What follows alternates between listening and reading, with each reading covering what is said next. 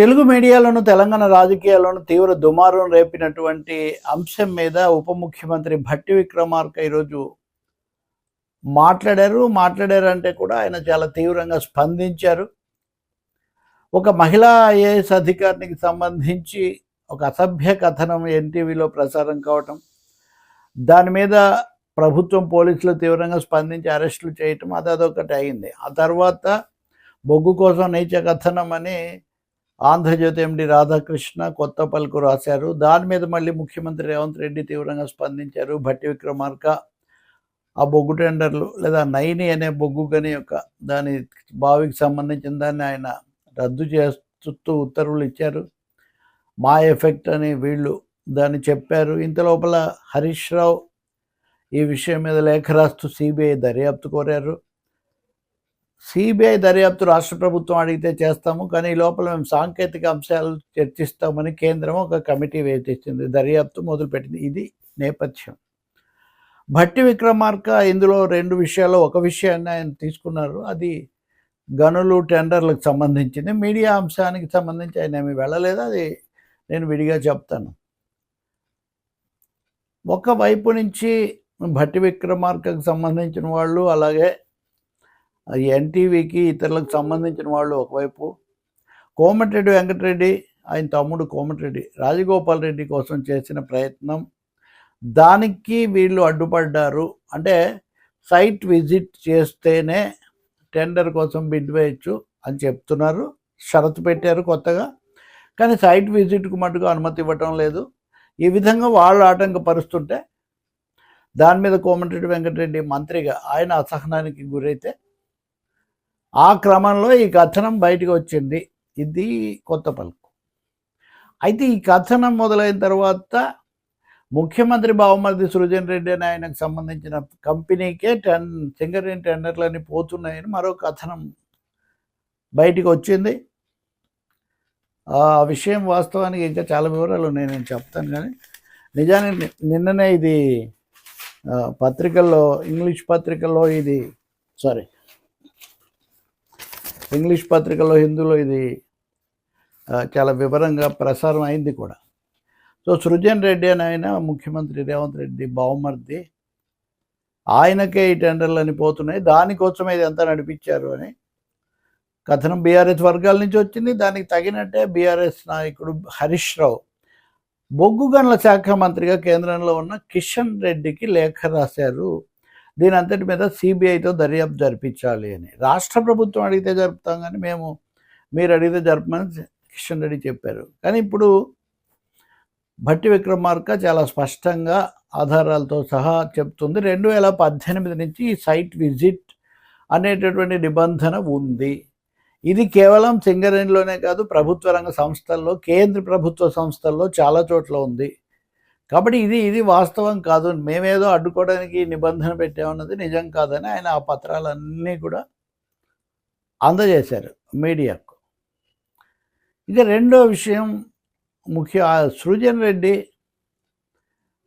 ఆయన రేవంత్ రెడ్డికి దూర బంధువే అని కాంగ్రెస్ ఎంపీ కిరణ్ రెడ్డి కూడా, చామల కిరణ్ రెడ్డి కూడా నిన్న చెప్పారు. అయితే ఆయన బీఆర్ఎస్ మాజీ శాసనసభ్యుడు ఉపేందర్ రెడ్డికి కూడా అల్లుడు. అది కూడా ఒకటి ఉంది. నేను అందుకే మొన్నే చెప్పా కదా, ఈ వ్యాపారాలు, కంపెనీలు, టెండర్లు, వ్యవహారాలు సర్వసాధారణంగా పాలక పార్టీలో ఉంటాయి. ఎవరికి అనుకూలంగా ఉంటే వాళ్ళు తీసుకోవటం, అవతరాల మీద చేయటం అది జరుగుతుంటుంది. నిజానికి ఈ కథనంలో ఇంకో శక్తి కూడా ఉంది, దాని గురించి మనం విడిగా చెప్దాం. కాబట్టి బీఆర్ఎస్ శాసనసభ్యుడి అల్లుడికి సంబంధించి ఇది వచ్చింది తప్ప రేవంత్ రెడ్డి బావమరిది అనేది ఏం లేదు. బీఆర్ఎస్ ప్రభుత్వం అధికారంలో ఉన్నప్పుడు కూడా ఈయనకు 2 సార్లు ఇచ్చారు ఈ సృజన్ రెడ్డికి.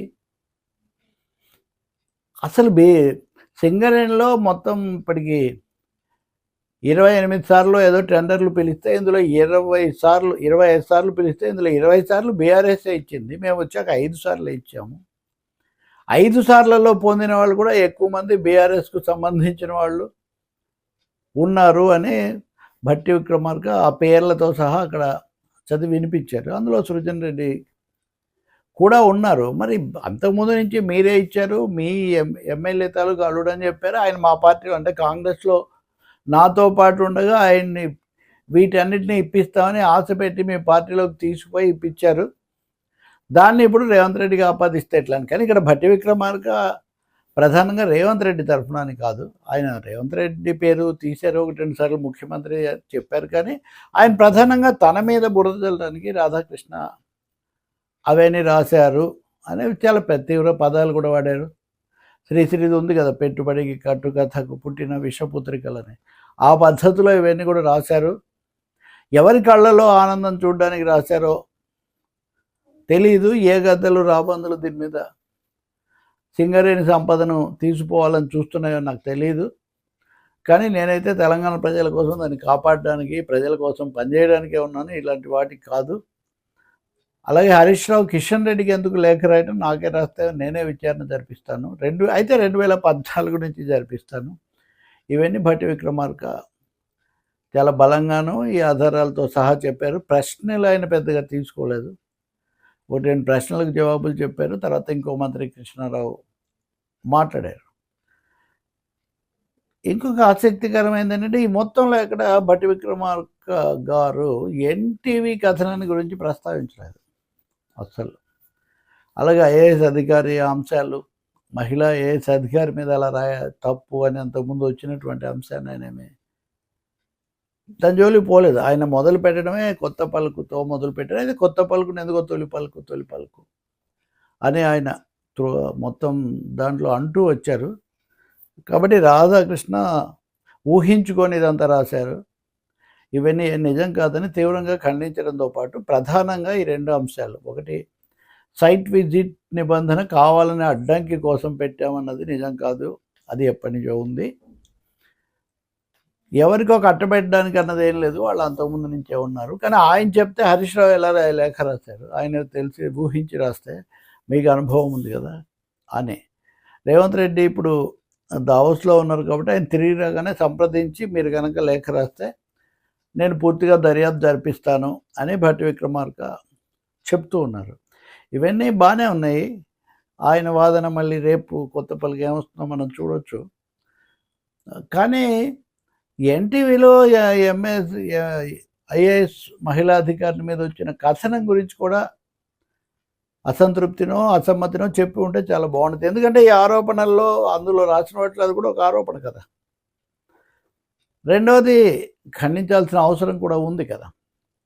ఒక దళిత వర్గాల నుంచి వచ్చినటువంటి నాయకుడిగా, తర్వాత మళ్ళీ చేస్తారేమో తెలీదు, ఆయన మటుకు ప్రభుత్వ రంగ సంస్థల మీద, ముఖ్యంగా తెలంగాణకు జీవనాడిగా ఉన్న సింగరేణి మీద దుష్ప్రచారాన్ని ఎదుర్కోవటమే ముఖ్యం అన్న పద్ధతిలో మాట్లాడుతూ ఆ 2వ భాగం తీసుకోలేదు. మరి ఆ కథనం ఎందుకు వచ్చింది అసలు అన్నటువంటి ప్రశ్న అయితే మిగిలిపోతుంది. అలాగే ఆ విషయంలో అరెస్టులు, తీవ్రతలు ఇవన్నీ చాలా వచ్చాయి కదా, వాటి గురించి కూడా పెద్దగా ప్రస్తావించలేదు. సైట్స్ విజిట్ నిబంధన కావాలని పెట్టలేదు, మా వాళ్ళకేమీ ఇవ్వలేదు, వాళ్ళు మీ వాళ్ళు కూడా, వీళ్ళందరూ ఒకటేనండి. ఇప్పుడు నేను చెప్తుంది ఇంతకుముందు కూడా ఆ మాట చెప్పాను.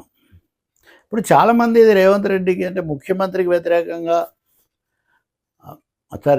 భట్టి చేస్తున్న ప్రయత్నాలను రాయడం ద్వారా భట్టిని ఇబ్బందిలో పెట్టడం ఈ కథనం ఉద్దేశం అని చాలామంది అనుకుంటారు సహజంగా.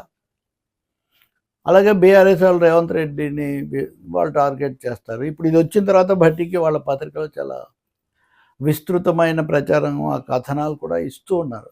ఎవరి రాజకీయ ప్రయోజనాలను బట్టి వాళ్ళు ఆ మీడియా సంస్థలు చేస్తుంటాయి, అందులో ఏమీ లేదు. కానీ కనపడని విషయం ఏమంటే దీంట్లో ఇది రేవంత్ ప్రభుత్వంలో చాలా అంతర్గత కుమ్ములాట్లు తీవ్రంగా ఉన్నాయి, వీళ్ళ మధ్య ఒద్దిక లేదు, ఇంకా చెప్పాలంటే ముఖ్యమంత్రికి కూడా అదుపు లేదు అనే ఒక మెసేజ్ ఇది ఇస్తుంది ఈ కథనం. భట్టిని టార్గెట్ చేసినప్పటికీ రేవంత్కు ప్రభుత్వ నాయకుడిగా, ముఖ్యమంత్రిగా దెబ్బ తగిలే అవకాశం అక్కడ చాలా ఎక్కువ ఉంది. బీఆర్ఎస్, కాంగ్రెస్ లేదా మంత్రివర్గం వీళ్ళ మధ్యలోనే ఈ తగాదాలను ఇంత భారీగా చూపించి బీజేపీని అస్సలు ప్రస్తావించకపోవటం కూడా రాజకీయమే. దానికి తగినట్టే బీజేపీ రంగ ప్రవేశం చేయటం, వీటన్నిటిని బట్టి చూసినప్పుడు ఆ కథనాల్లో కానీ ఇప్పుడు భట్టి విక్రమార్క చెప్పిన దాంట్లో కానీ ఇంకా బయటికి రాని కోణాలు, అంశాలు చాలా ఉన్నాయనేది మనకు అర్థమవుతుంది. కానీ తీవ్ర భాషలో మటుకు ఆ పత్రికాధిపతి మీద ఆయన విరుచుకుపడడం అన్నది మనం గమనిస్తాం. మళ్ళీ వారి స్పందన ఎలా ఉంటుందో మనం చూడొచ్చు. ఇప్పుడు ఇందులో కనబడిన అదృశ్య హస్తం ఏదైనా ఉందా అనే సందేహం నేను ఇప్పుడు మీకు ఇంకో వీడియోలో చెప్తాను.